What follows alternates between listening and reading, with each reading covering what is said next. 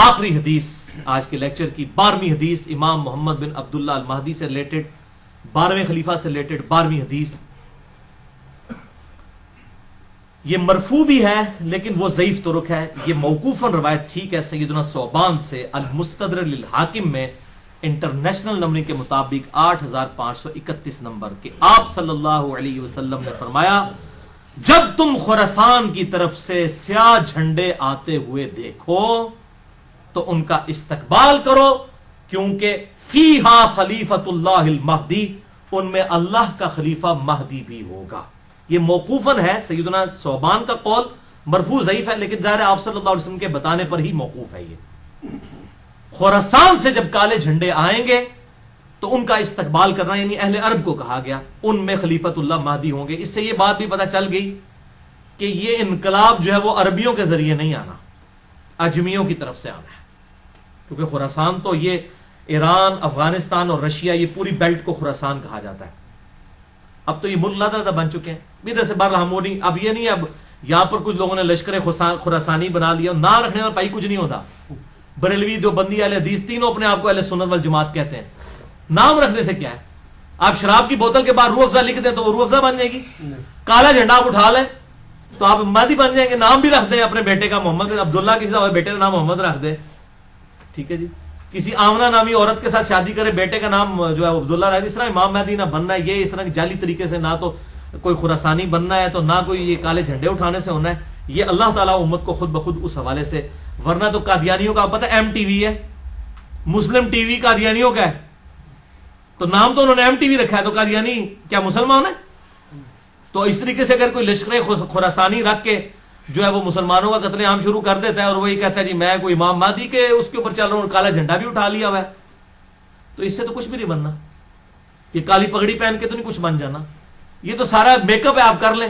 وہ اشفاق احمد صاحب صحیح بات کرتے تھے کہ جس جہاز کا انجن خراب ہو چکا اس کو آپ پینٹ کر کے نئی سیٹیں لگا کے اڑا نہیں سکتے، انجن تو خراب ہے نا اندر سے. تو آپ یہ لیپا پوتی کر رہے ہیں، مولوی داڑھی لمبی لمبی رکھ لیں، پگڑیاں باندھ لیں، کرتے شلواریں اوپر اٹھا لیں، ٹخنوں سے گنے پہ اٹھا لیں، تلواریں اٹھا لیں. اس طرح کرنے سے کوئی محمد بن عبداللہ المہدی یا اس کے گروہ کا بندہ تو نہیں مان جائے گا. وہ تو جب معاملہ ہوگا اسی وقت ہوگا. اور اس طریقے سے آج کل یہ میں غزوہ ہند والی بھی اکثر لوگ پوچھتے ہیں، خصوصاً جماعت الدعوہ والے، لشکر طیبہ اور یہ باقی لوگ وہ روایت لے کے چل رہے ہوتے ہیں. وہ روایتیں تو اس کی تقریباً ساری ضعیف ہیں، صرف ایک ہی اس کی صحیح روایت موجود ہے سنن نسائی کے اندر، انٹرنیشنل نمبر کے مطابق 3177 نمبر ہے. ایک چیپٹر کا نام بھی امام نسائی نے باندھا ہے غزوہ ہند کے نام سے. اس میں ایک روایت ہے کہ آپ صلی اللہ علیہ وسلم نے فرمایا، سنن نسائی 3177 انٹرنیشنل نمبر کے مطابق.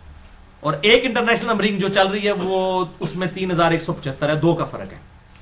بل اس میں یہ روایت ہے کہ آپ صلی اللہ علیہ وسلم نے فرمایا میری امت کے 2 گروہ ایسے ہیں جو کہ اللہ تعالیٰ نے ان کو آگ سے آزاد کر دیا ہے. پہلا وہ کہ جو پہلا گروہ وہ جو کہ ہند کے غزوے میں شریک ہوگا. غزوہ کہتے ہیں لڑائی کو، کوئی بھی لڑائی ہو. یہ جو غلط مشہور ہے کہ آپ صلی اللہ علیہ وسلم جس جنگ میں شامل ہوں وہ غزوہ ہوتا ہے اور جو آپ بھیجیں وہ سریہ ہوتا ہے. یہ بالکل جعلی بات ہے، ایسا نہیں ہے. یہ کوئی نہیں. غزوہ کہتے ہی لڑائی کو ہے، سریہ کہتے ہیں رات کے وقت نکلنے کو. تو غزوہ یا سریہ کی یہ ٹرمز بعد میں لوگوں نے ڈیوائز کی ہیں، ورنہ جو یہ غزوہ موتا بولا جاتا ہے اس میں تو آپ صلی اللہ علیہ وسلم کوئی نہیں تھے شامل. آپ تو مدینہ شریف میں بیٹھے ہوئے تھے جس میں خالد ابن ولید وہ رومن امپائر سے بچا کے لے کے آئے تھے لشکر.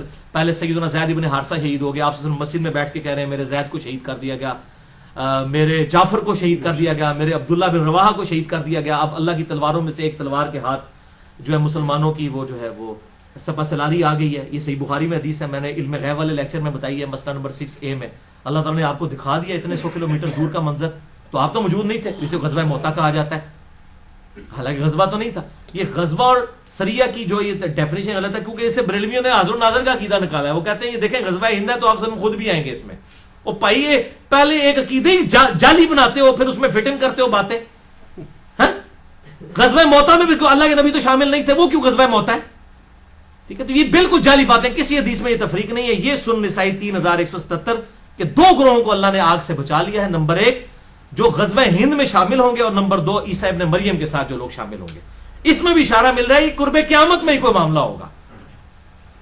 وہ محمد بن قاسم جو ہے وہ اپنے اوپر یہ بشارت لگاتا رہا بنو امیہ کا، محمود غزنوی جو ہے وہ حملے کرتا رہا دولت کی لالچ کے اندر ادھر آ کے انڈیا میں، اور وہ سومنات پہ حملے کرتا رہا.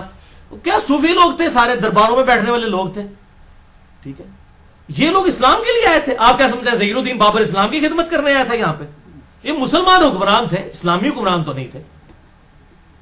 یہ اسی طریقے سے تھے جیسے چنگیز خان تھا، بس یہ تھا کہ ان کے ساتھ مسلمان کا ٹائٹل لگا تھا، باقی ہے تو مسلمان تھے. یہ ہم نہیں کہتے کافر تھے، لیکن اسلامی حکومتیں تو کوئی نہیں تھی. تو اس طریقے سے وہ محمد بن قاسم اپنے اوپر لگاتا رہا، اس کے بعد محمود غزنوی اپنے اوپر لگاتا رہا، آج لشکر طیبہ اپنے اوپر لگا رہی ہے. او پائیے قرب قیامت میں ہونا واللہ عالم یہ کس کے اوپر فٹ ہوتی ہے.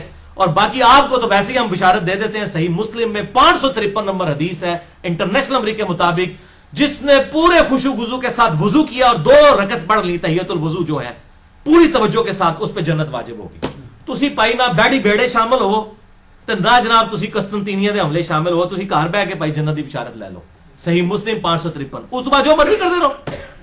اس طریقے سے نہیں، وہ وقتی طور پہ ضرور جنت واجب ہو جائے گی، لیکن بعد میں بھی کرتوت دیکھنے ہوں گے. اللہ تعالیٰ کی کوئی اسپیشل پروٹیکشن ہو تو پھر ہی بندہ بچتا ہے.